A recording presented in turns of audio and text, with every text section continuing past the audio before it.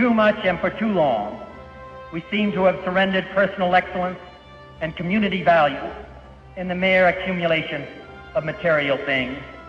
Our gross national product now is over $800 billion a year. But that gross national product, if we judge the United States of America by that gross national product counts air pollution and cigarette advertising and ambulances to clear our highways of carnage.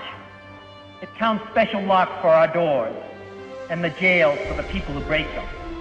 It counts the destruction of the redwoods and the loss of our natural wonder in chaotic sprawl.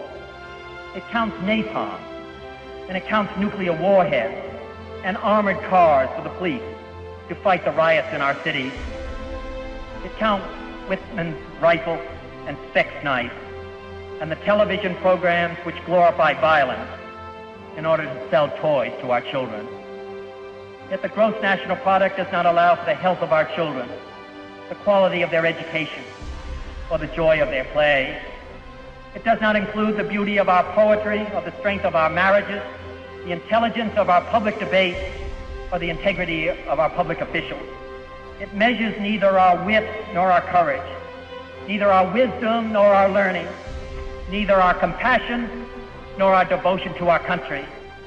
It measures everything in short, except that which makes life worthwhile. And it can tell us everything about America, except why we are proud that we are Americans. It's been 45 years since Robert Kennedy gave this speech warning us of how poorly we measure the success of our nation. At the Wheeling Park District, we believe his words are as important today as they were then. The success of our nation and our community can't be measured only on a balance sheet, just as our personal success shouldn't be measured by the cars we drive, the size of our home, or the vacations we take. While there continues to be value in the measurement of the gross national product, there's also value in a new way to measure success, and it includes gross national happiness. So why talk about happiness? Well, it's right there in the mission statement of the United States, the Declaration of Independence. The inalienable rights of Americans are life, liberty, and the pursuit of happiness. History tells us that Thomas Jefferson, on the advice of Benjamin Franklin, substituted the phrase pursuit of happiness for the word property. But what exactly did happiness mean to the founders? They believed that you attained happiness not merely through the good you accumulated, but through the good that you did. As a society, we seem to be missing what Robert Kennedy said in 1968 and what the Founding Fathers declared in 1776. We still tend to measure our success by the number of things we have, and in many cases, this comes at the cost of our own personal happiness. So ask yourself, do you measure the right things? Is the square footage of your house more important than time spent with family and friends in your home? Are you more concerned with your car or clothing brand name rather than your neighbor's name? Do you count the number of your friends or the quality of those friendships? Are you valuing items of worth or the things that make life worthwhile? So think about your answers. Are you striving for a certain standard of living or a certain quality of life? Health, well-being, community, cultural diversity, environment, education, good governance, time use, along with our standard of living, are the dimensions in which gross national happiness is measured. So what is gross national happiness? Gross national happiness is based on the concept that every human being aspires for happiness, and a country's development should also be measured in its citizens' happiness. In 1972, the country of Bhutan began to put this concept into practice and has attracted the attention of the rest of the world with its new formula to measure the progress of a community, state, or even a nation. With gross national happiness, the calculation of success considers other aspects than just economic development. It also includes the preservation of the environment and quality of our lives. This movement has sparked interest in measuring and promoting happiness, and it's energizing people around the world. The study of happiness has exploded in universities, and in fact, the science of happiness is the most popular class at Harvard, from which hundreds of students are turned away every year due to demand. Gross national happiness brings us back to the original founding ideals of our country. It forces us to ask, are Are we improving as a community in protecting and exercising our right to pursue happiness? What can we, what should we do differently?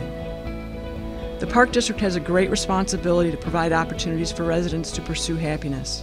Our mission is to provide memorable experiences in parks and recreation that enrich our communities.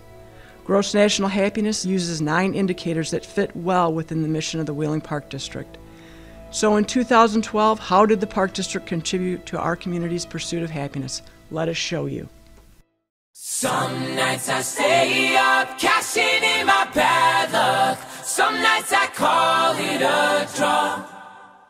Some nights I wish that my lips could build a castle. Some nights I wish they just fall off.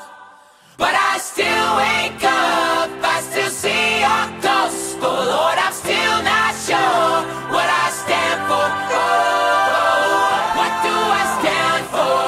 What do I stand for? Most nights I don't know anymore.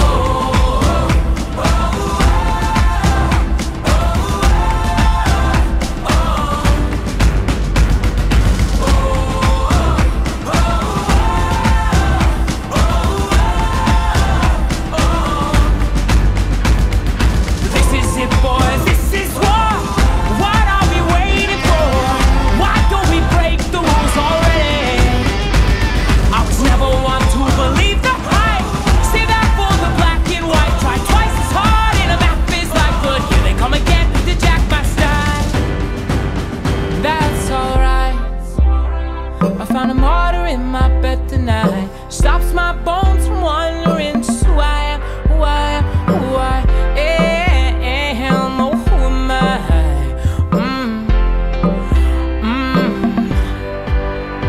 Well, some nights I wish that this all would end, 'cause I could use some friends for a change. And some nights I'm scared you'll forget me again, but some nights I always win.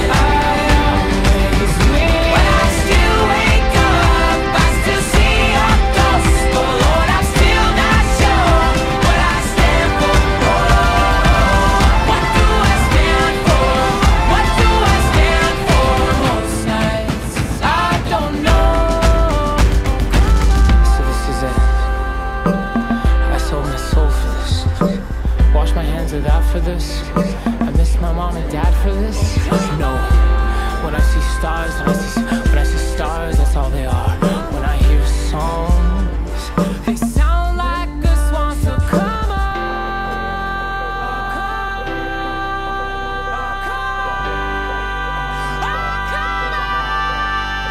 well, see guys, daddy's son, 5 minutes in and I'm bored again. 10 years of this, I'm not sure if anybody understands. This one is not for the folks at home. Sorry to leave, mom, I had to go. Who the wants to die alone, all dried up in the desert sun? My heart is breaking for my sister and the comments she call off. Man, I look into my nephew's eyes. Man, you wouldn't believe the most amazing things that can come from some terrible lies.